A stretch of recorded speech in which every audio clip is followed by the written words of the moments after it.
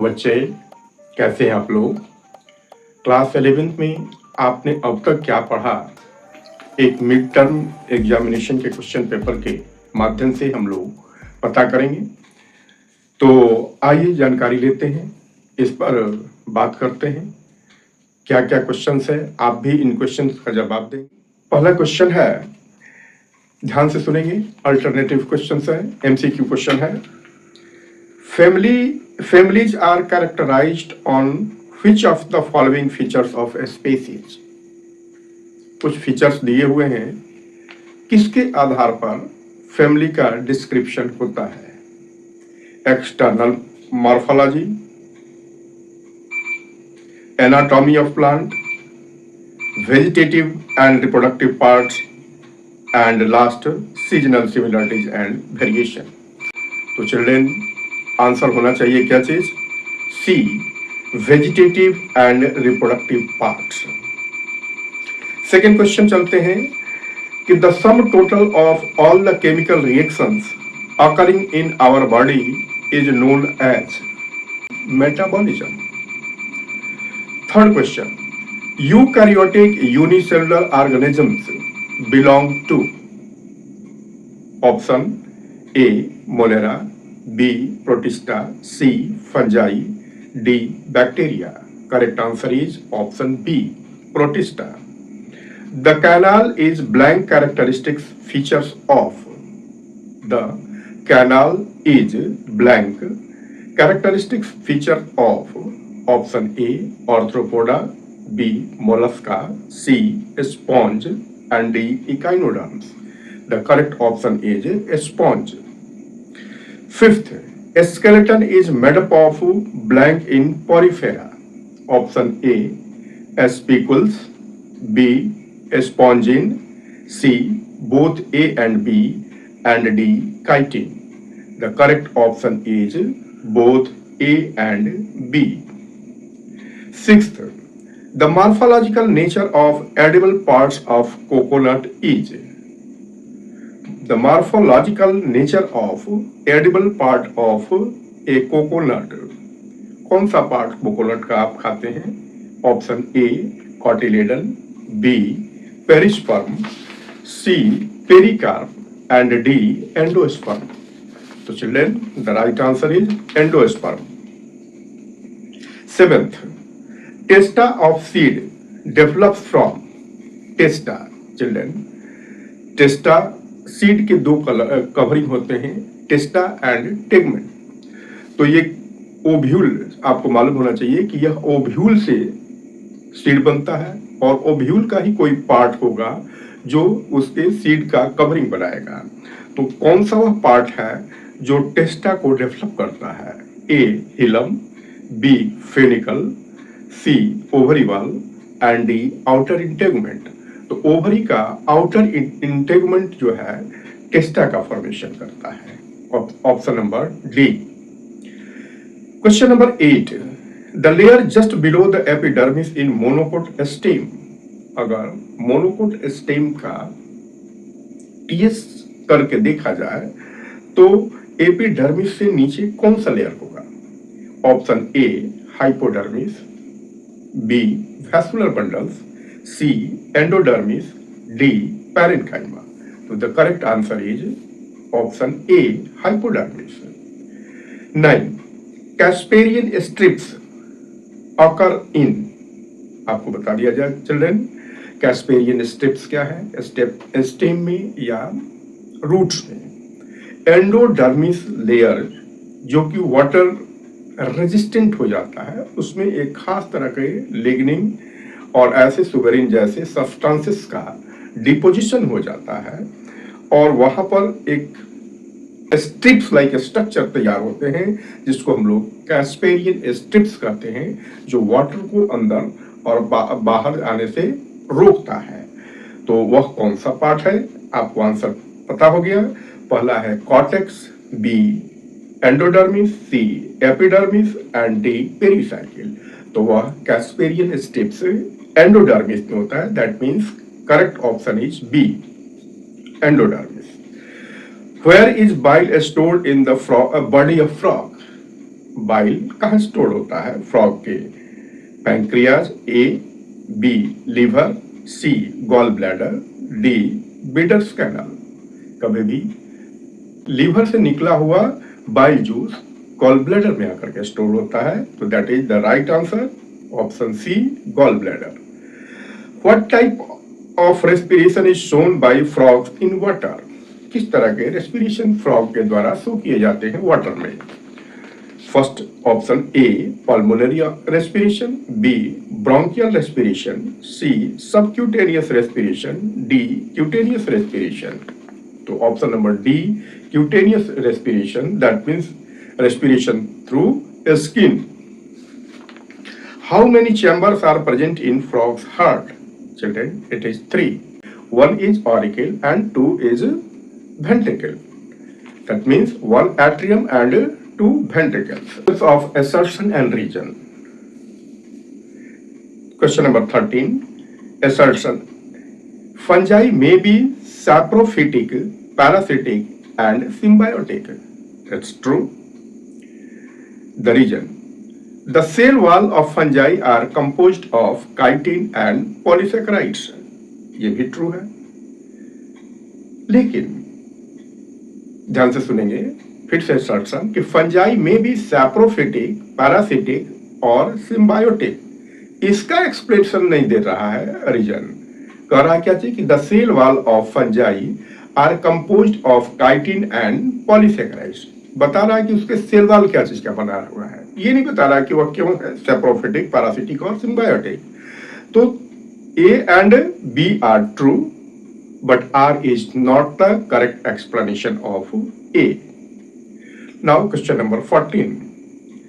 Sponges belong to porifera. It's true.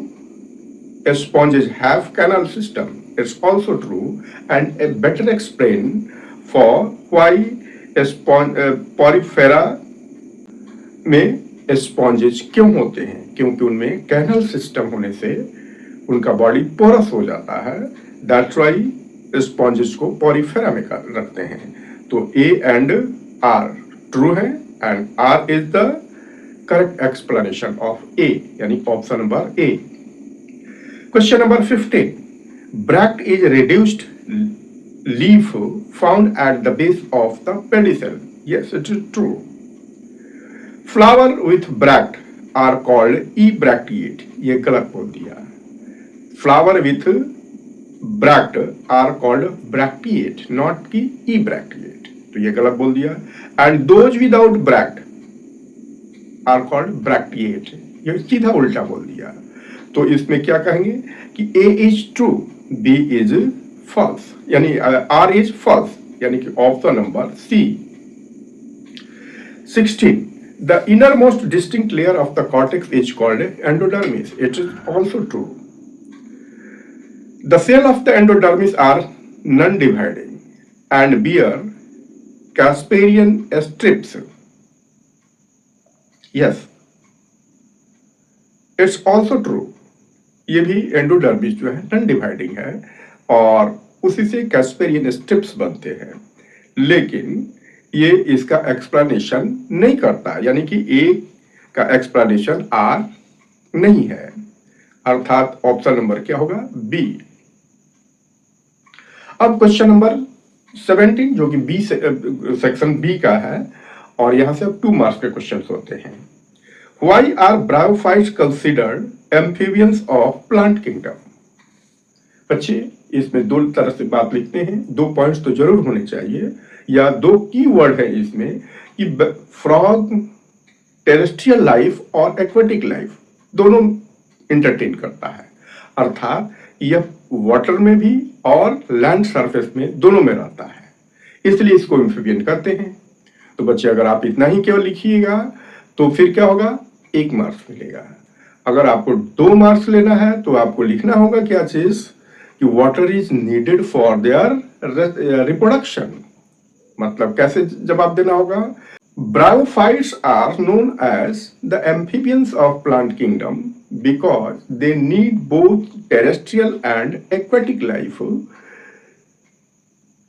Water is needed for their sexual reproduction. तो 2 point लिखने होंगे। Next question number 18, how far does selaginella fall short of seed habit?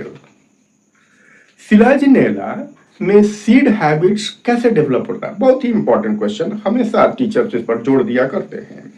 दो चीजें, पहला क्या चीज कि ये हेट्रोस्पोरी शो करता है, और दूसरा जो कैरेक्टरिस्टिक्स है कि जाइगोट का डेवलपमेंट जो कि एम्ब्रियो के रूप में होता है, zygote develop into embryo inside the female gametophyte.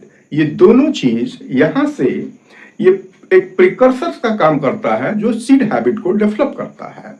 ये दोनों पॉइंट आपको लिखने पड़ेंगे। Question number 19, how are pneumatic bones and air sacs important in aves? Aves किसको कहते हैं बच्चे? बर्ड्स को। तो उनके बोन्स न्यूमेटिक होते हैं, न्यूमेटिक मीन्स पोरस होते हैं, और वहां पर एयर सैक्स भी होता है।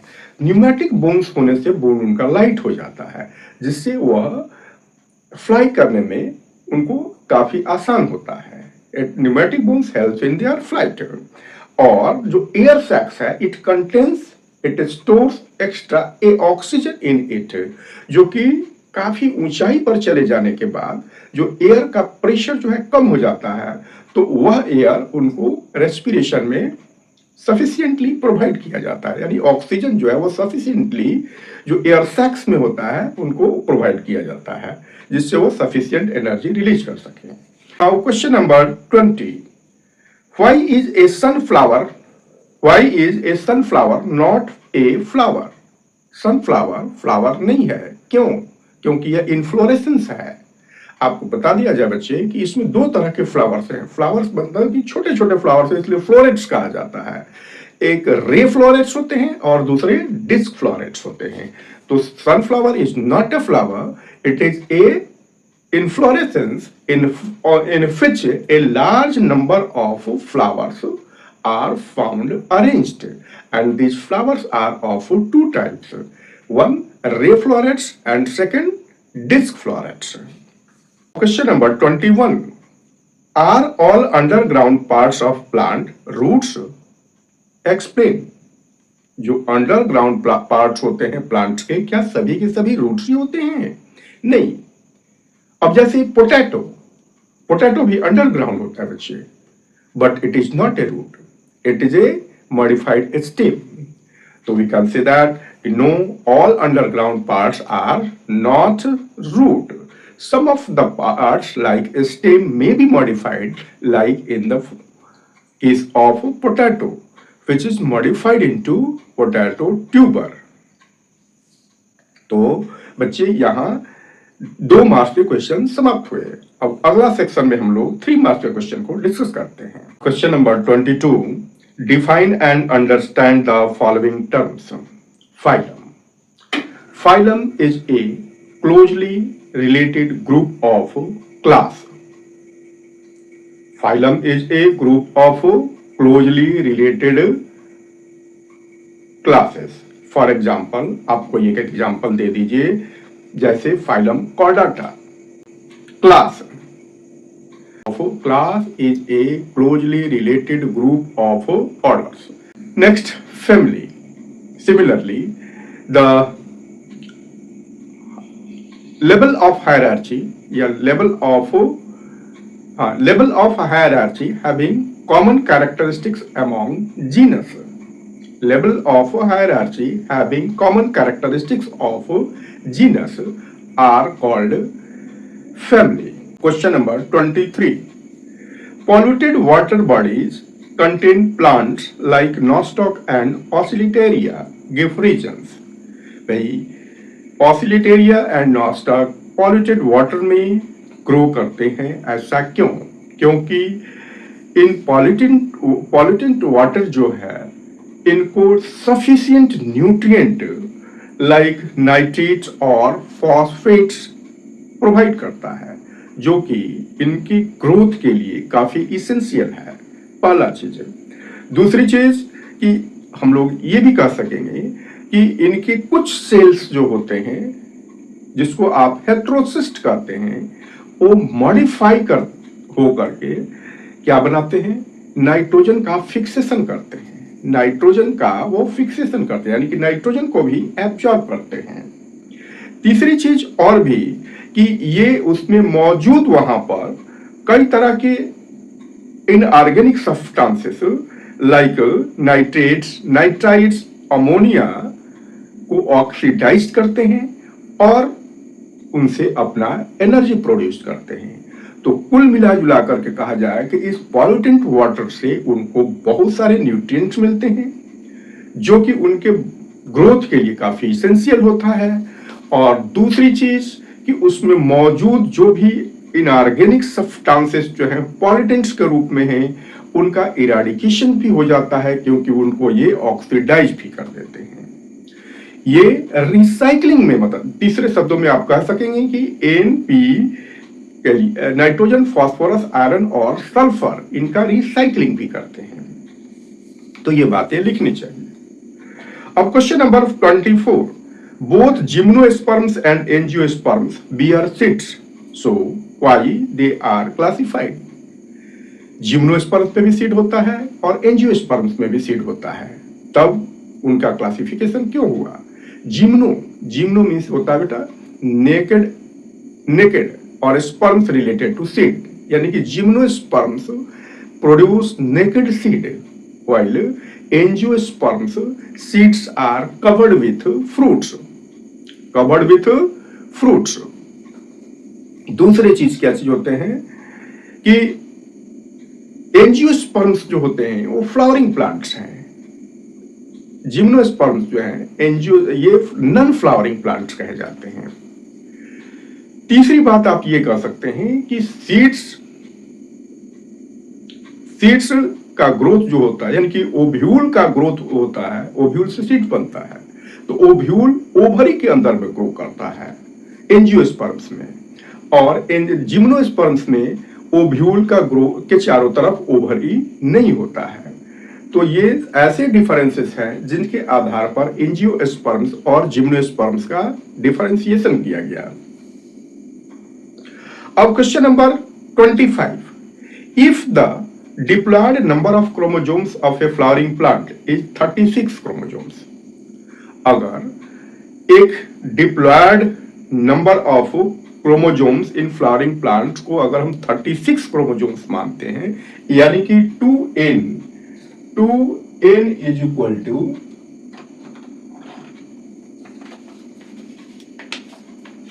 if 2n is equal to 36, बच्चे ये डिप्लॉयड क्रोमोजोम्स हैं, ये डिप्लॉयड क्रोमोजोम्स हैं।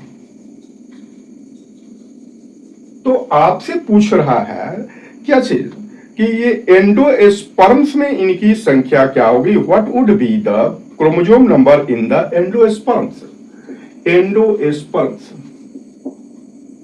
एंडोस्पर्म्स में क्या होगा? तो चिल्ड्रन आपको बताया जाए, एंडोस्पर्म्स होते हैं ट्रिप्लॉयड होते हैं। एंडोस्पर्म्स क्या होते हैं? ट्रिप्लॉयड होते हैं। आपको बताया जाए कि ये स्ट्रक्चर आप फ्लावरिंग प्लांट्स में पढ़े होंगे, इसको हम लोग दैट इज, ये स्ट्रक्चर आपको याद होगा, ये पोलर न्यूक्लियाई और ये एंटीपोडल सेल्स। दो मेल गैमेट्स होते हैं, एक मेल गैमेट इस एक से फर्टिलाइज करता है, जाइगोट बनता है, और दूसरा मेल गैमेट जो होता है वह इस पोलर न्यूक्लियाई से फर्टिलाइज करता है और तब वहां पर एंडोस्पर्म बनता है। ये बनाता है एंडोस्पर्म, यानी कि 3 न्यूक्लियाई है, तो 3 न्यूक्लियाई है, ये एंडोस्पर्म बनता है। तो 3n एंडोस्पर्म्स का प्लॉयडी होगा, अर्थात 2n इक्वल टू 36, तो n इक्वल टू कितना होगा 18, और 18 3 जा यानी कि 54 क्रोमोसोम्स होंगे इनमें। तो that is the right answer children. Differentiate between racemose inflorescence and cymose inflorescence. Racemose unlimited growth होता है, साइमोज इनके इनफ्लोरेसेंस, पहले तो आप समझ ले बच्चे, inflorescence arrangement of flowers on its arrangement of flowers on its axis is called as inflorescence। बच्चे, बहुत सारे फ्लावर्स का ग्रुप जो कि अपने एक्सिस पर एक पर्टिकुलर वे में अरेंज्ड होते हैं, इसी को हम लोग इन्फ्लोरेसेंस करते हैं। और यह इन्फ्लोरेसेंस दो तरह का, एक रेसिमोज और दूसरा साइमोज। तो रेसिमोज इन्फ्लोरेसेंस का ग्रोथ जो होता है वह अनलिमिटेड होता है, जबकि साइमोज का ग्रोथ क्या होता है, लिमिटेड ग्रोथ होता है।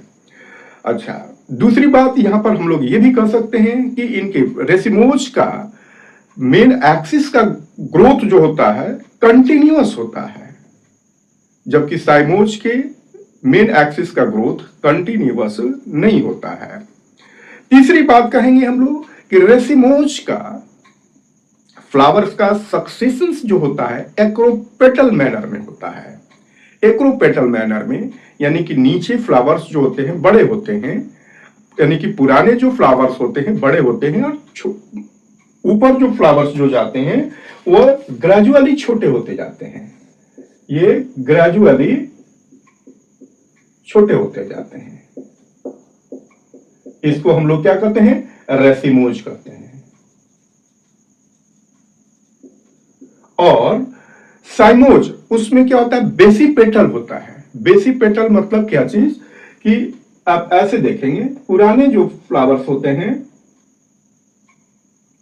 यानी एक बेस पर ही देखिए मेन एक्सिस टर्मिनेट कर गया, ये मेन एक्सिस टर्मिनेट कर गया, यानी सभी एक बेस पर अरेंज्ड होते हैं, इसलिए हम लोग क्या कहते हैं, बेसी पेटल्स कहते हैं। इसको हम लोग साइमोज कहते हैं, साइमोज कहते हैं। अगला क्वेश्चन है, draw a well labelled diagram of TS of monocot. आप एनसीईआरटी का डायग्राम देख लेंगे, जिसमें आप देखेंगे क्या चीज, पूरा सबसे बाहरी में क्या चीज है, एपिडर्मिस लेयर, उसके बाद हाइपोडर्मिस आपको मिलेगा बच्चे, और vascular bundles scattered, large number of vascular bundles are found scattered। अगला चीज उसमें आप क्या देख रहे होंगे कि उसमें पीथ का कोई भी डिफरेंशिएशन नहीं है। तो ये पूरा स्ट्रक्चर जिसमें कि vascular bundles scattered वे में अरेंज्ड होते हैं, आपको मोनोकोट स्टेम में दिखा जाएगा। और भी एक चीज आप देख पा रहे होंगे कि जो पेरिफेरल रीजन्स में vascular bundles हैं वह स्मॉलर है, और सेंट्रल रीजन में जो है वैस्कुलर बंडल वो कंपैरेटिवली लार्जर है। तो ये चीजें आप वहां पर मार्क कर लेंगे। अगली बात आपको क्वेश्चन दिया गया है, क्वेश्चन नंबर 28 कि what are three main types of respiration in frog. What is the procedure of respiration in frog during hibernation. Children, hibernation ये three types of respiration frogs में कौन कौन होते हैं। तो क्यूटेनियस रेस्पिरेशन चिल्ड्रन, फर्स्ट यानी कि respiration by skin. Second, pulmonary respiration, it means respiration with the help of lungs. And third, buccal pharyngeal respiration, यानी कि माउथ से उनका रेस्पिरेशन होता है, जिसको आप क्या कहते हैं, बकल फेरेंजियल रेस्पिरेशन। अब दूसरा पार्ट है इसका कि what is the procedure of respiration in frog during hibernation. Hibernation के समय में उनमें किस तरह का रेस्पिरेशन होता है, तो वह क्यूटेनियस रेस्पिरेशन होता है। क्योंकि क्वेश्चन नंबर डी में एक पैराग्राफ है, बट उसके आधार पर आपको कुछ क्वेश्चंस पूछे गए हैं, जिसमें बहुत ही साधारण क्वेश्चंस हैं। Which of the following cell regulates the opening and closing of stomata? एक क्लास 10th लेवल का क्वेश्चन है। Option epidermal cell, B guard cells, C subsidiary cells and D trichomes. Correct option is guard cells. Now question number second of 29 question. Which of the following components are known as epidermal appendages? Trichomes, A, B, hairs, C, trichomes and hairs, and D, stomata. Epidermal appendages. Yes, children. ये ट्राइचोम्स and hairs दोनों होंगे। Define cuticle and give its function. On the epidermal layer of a fine protective layer, a fine waxy protective layer is called as the cuticle. On the epidermis of leaf, stem, etc. क्या चीज है? एक तरह का waxy protective layer on the epidermis है। और इसका काम क्या है? इसका काम है excessive water की loss को रोकना है, prevent the loss of excessive water from their parts like stem or lips. What is trichomes? Trichomes are hair-like structures on the epidermis of stem. या ये कह सकते हैं कि trichomes are epidermal appendages of a stem which may be branched or unbranched and multicellular. And next children, question number 30 का first question होगा, frog's eyes are generally covered by which is protective in function. Frog के eyes क्या चीज से covered होते हैं? A camouflage membrane, B copulatory membrane, C nictitating membrane and D tympanum membrane. The correct option is nictitating membrane. Children, इनको water में भी रहता है, तो वह उस वाटर के अंदर में भी रह करके वह अपने आइस का इस्तेमाल कर सकते हैं। That is the nictitating membrane, जो कि उसको हार्म से रोकता है। Blank is the unique and distinguishable as well as sexual character of male frog. First, presence of webbed digits. Second, presence of copulatory pad. C, presence of nictitating membrane. D, presence of membranous tympanum. तो correct option is presence of copulatory pad. इनके पास बच्चे और भी एक extra part होता है, sound producing vocal सैक्स। ये दो चीज मेल में ही होते हैं, फीमेल में नहीं होते, कॉपुलेटरी पैड और साउंड प्रोड्यूसिंग वोकल सैक्स। तो आपका ऑप्शन है presence of copulatory pad, that is B is the correct option. Third question, what is meant by poikilotherms? Poikilotherms means बच्चे कोल्ड ब्लडेड एनिमल्स जिनका temperature varies करता है temperature of the surrounding environment. The animals which temperature varies with the temperature of surrounding are called as poikilotherms. They are also known as cold-blooded. Question number 4. Why frogs are not seen during peak summer and winter? Peak summer और winter में frog क्यों नहीं दिखाई पड़ते हैं? Extreme climatic conditions बच्चे, इसलिए वे they take the shelter in deep burrows to protect their self from extreme heat and cold. बच्चे, जो समर स्लीप होता है उसको हम लोग एस्टिवेशन कहते हैं और विंटर स्लीप को हम लोग हिबरनेशन कहते हैं। तो बच्चे क्वेश्चन नंबर सी भी यहां समाप्त हुआ। अब क्वेश्चन नंबर है 31। क्या चीज? Describe the characteristic feature of phylum arthropoda. बच्चे अब जैसे क्या क्या आंसर हो सकता है बच्चे? पहला चीज है कि सेगमेंटेड बॉडी होता है उनका।